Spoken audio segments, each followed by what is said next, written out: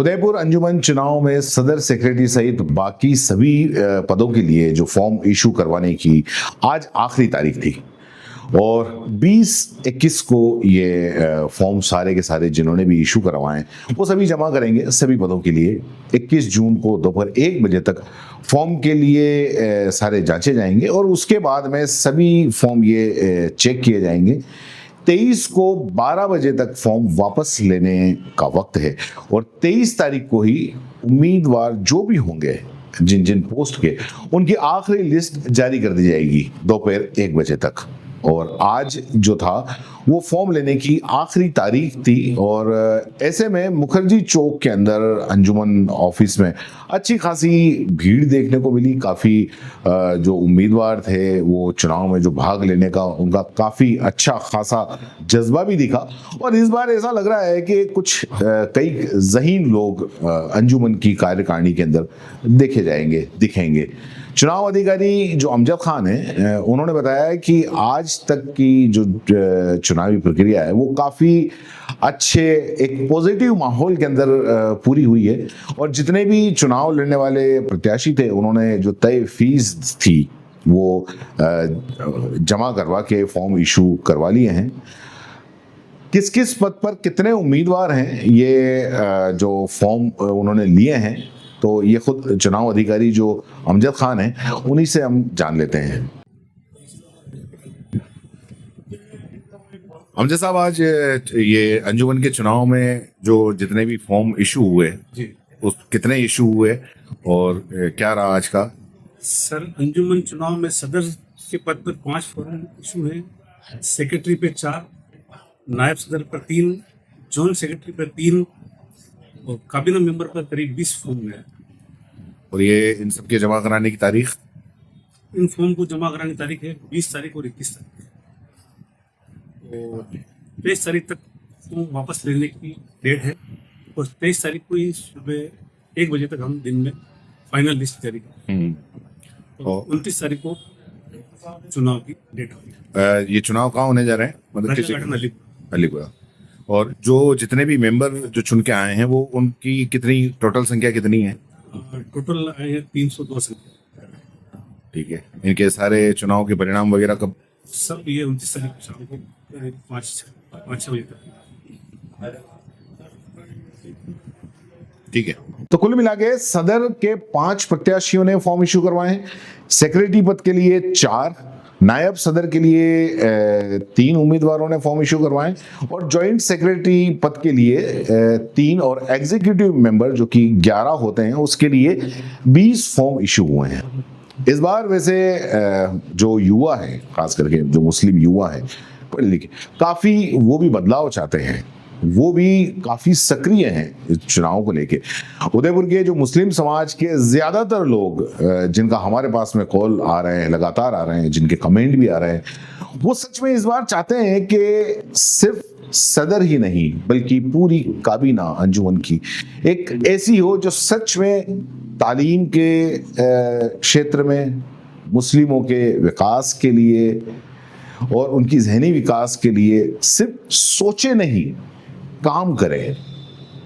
उनका विजन हो और विजन इतना शानदार हो कि जिसको लगातार आगे बढ़ाया जा सके। और इस बार जो अंजुमन के सदस्य बनकर हर मोहल्ले वार्ड से जो लोग आए हैं, 302 मेंबर जो हैं वो जो ये सारी की सारी काबीना चुनेंगे, अब ये उनकी जिम्मेदारी है कि ऐसे शख्स को सदर बनाएं, ऐसे शख्स को सेक्रेटरी बनाएं जो पढ़ा लिखा हो, जो ज़हीन हो, जिसकी सोच, जिसका विजन ऐसा हो जो मुस्लिम समाज के बच्चों के लिए, मुस्लिम समाज के युवाओं के लिए, बाकी सबके लिए उनके मुस्तकबिल को संवारने का उसके पास में विजन हो। और उदयपुर अंजुमन से तालीम की, शिक्षा की वो रोशनी निकले जो सिर्फ उदयपुर या उदयपुर संभाग या सिर्फ राजस्थान में नहीं बल्कि पूरे मुल्क में एक मिसाल कायम की जाए, एक मिसाल हो जाए कि उदयपुर की एक ऐसी संस्था है उदयपुर तालीमुल इस्लाम जो हर साल ऐसे शानदार बच्चे वहां से निकलते हैं, ऐसे तैयार होते हैं कि जिनसे कोई मतलब अगर कोई कि जिसमें कोई प्रशासनिक सेवा में है, कोई मेडिकल में है, कोई इंजीनियरिंग में आज माशाअल्लाह मतलब नाम रोशन कर रहा है, उदयपुर अंजुमन का पूरा के पूरा मुल्क में नाम रोशन कर रहा है। तो ये सारी जिम्मेदारी ये इन 302 मेंबर जिनको हर वार्ड से चुन के भेजा गया है, ये वो तय करेंगे।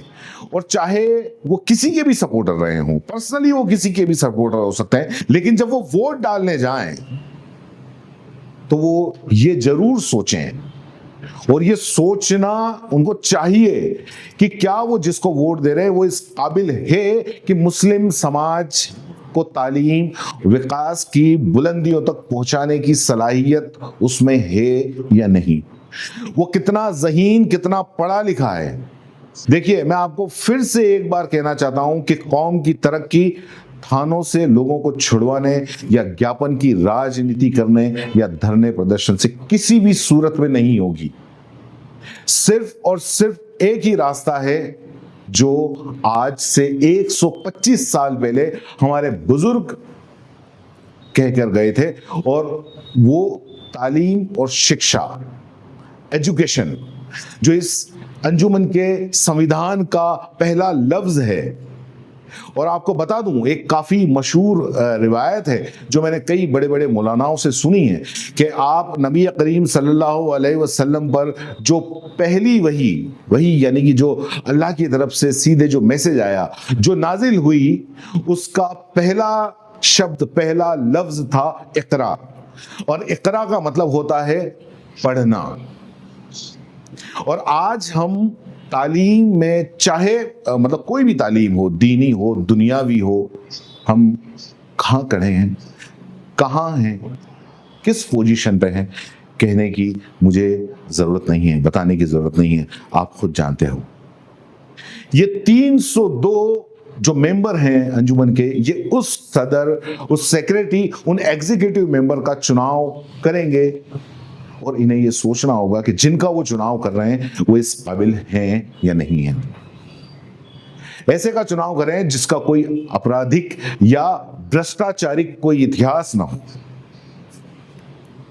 मौजूदा भी कोई भी इतिहास ना हो, जो कहीं भी आपकी कौम के प्रतिनिधित्व के लिए अगर मान लो कहीं भी खड़ा हो, जहां पर भी खड़े हो के जिस भी मौजू पे बोले, अपने आप ही आपका सर फख्र से ऊंचा हो जाए, आपके मुंह से निकले माशाअल्लाह, उसकी काबिलियत, उसकी नेक नियति पर कोई उंगली नहीं उठा सके, चाहे वो सदर हो, सेक्रेटरी हो, काबीना मेंबर हो। क्योंकि अगर नियत सच्ची है, मंजिल आप मानिए आसान होगी। मैं जो पुराने पदाधिकारी रह चुके हैं उनसे लगातार मैं कोशिश कर रहा हूं, उनसे मैं लगातार बात कर रहा हूं, लेकिन बात हो नहीं पा रही है।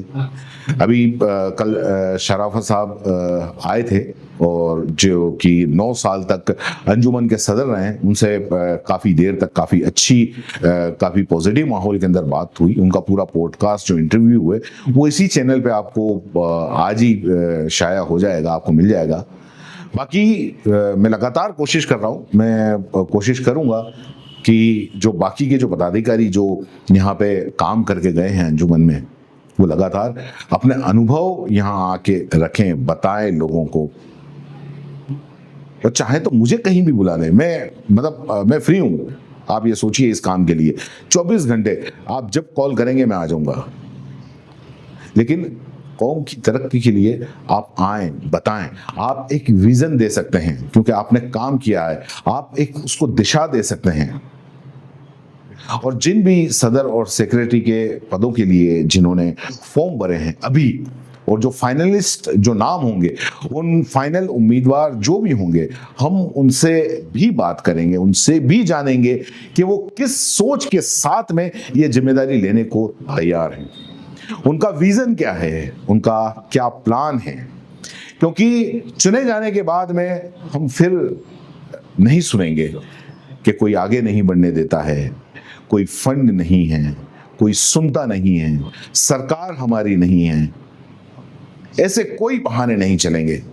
आपको जिम्मेदारी तय करनी होगी और मैं कोशिश करूंगा कि हर 6-8 महीने में जो भी जिम्मेदार पदाधिकारी चुनकर आए उनसे मैं उदयपुर के मुस्लिम समाज की तरफ से सवाल करूं, पूछूं कि साहब आपने पिछले 6 महीने में, 8 महीने में क्या किया। और मैं उन 60,000 मुस्लिम समाज के लोगों की तरफ से इन पदाधिकारियों से सवाल जरूर करूंगा। जवाब देना इनकी जिम्मेदारी है और होगी। और यकीन मानिए, आपसे ये बिल्कुल मैं नहीं पूछूंगा जो भी चुन के आएंगे कि आपने कितने ज्ञापन दिए, कितने धरने दिए, कितने लोगों को थाने से छुड़वाया। ये बिल्कुल नहीं पूछूंगा। आपको जवाब देना होगा कि 2025 में मुस्लिमों की कितनी उदयपुर के अंदर लिटरेसी रेट थी और 2026 में आपने आने के बाद में उसको कितना बढ़ाया। चाहे 1% भी बढ़ाओ, लेकिन कितना बढ़ाया। 2025 में कितने काबिल बच्चों को अंजुमन ने अपने बूते पर ऑनलाइन या ऑफलाइन यूपीएससी की तैयारी करवाई, नीट की तैयारी करवाई। आपको जवाब देना होगा। बच्चों को नीट की, रीट की किस तरीके से तैयारी करवाई, आपने क्या सहयोग किया, आपको जवाब देना होगा। आपका 3 साल का नहीं, आपको 10 साल का रोड मैप आपके पास में होना चाहिए, जो समाज को शिक्षा में सबसे आगे रख सके। क्योंकि जब आपका रोड मैप इतना शानदार होगा, एक तरक्की वाला होगा, तो आपके बाद भी आने वाले उसी को फॉलो करेंगे, उसमें नए नवाचार जोड़ते चले जाएंगे और उसी को आगे बढ़ाएंगे। यहाँ कोई पार्टी की सरकारें तो है नहीं कि साहब एक सरकार आई और उसने जन कल्याणकारी योजनाएं चलाई, सुविधाएं वो नई नई जनता के लिए लेकर आई। 5 साल के बाद में जब सरकार पलटती है और दूसरी पार्टी की जब सरकार आती है, तो उन जन कल्याणकारी योजनाओं को, जो जनहित की योजना है, उनको खारिज कर देती है। ऐसा तो है नहीं, क्योंकि यहाँ पर तो हर 3 साल में, 5 साल में जो भी पदाधिकारी होंगे, तो उनका तो एक ही मोटिव होगा। अभी आएंगे उनका भी और जो बाद में आएंगे उनका भी, और एक ही मोटिव होना भी चाहिए और उसी पे कायम भी अब रहना चाहिए कि मेरी कौम को बुलंदियों तक पहुंचाना है, तालीम के घोड़े पे सवार होके। तो चलिए, एक बार फाइनल लिस्ट आ जाती है, उसके बाद बात करेंगे उन सभी से, बाकी लोगों से भी बात करेंगे। और आपके भी अगर मान लो कोई सुझाव हो, आप भी अगर कोई बात कहना चाहते हो, तो नीचे कमेंट बॉक्स में आप लिख सकते हैं, मुझे आप फ़ोन कर सकते हैं।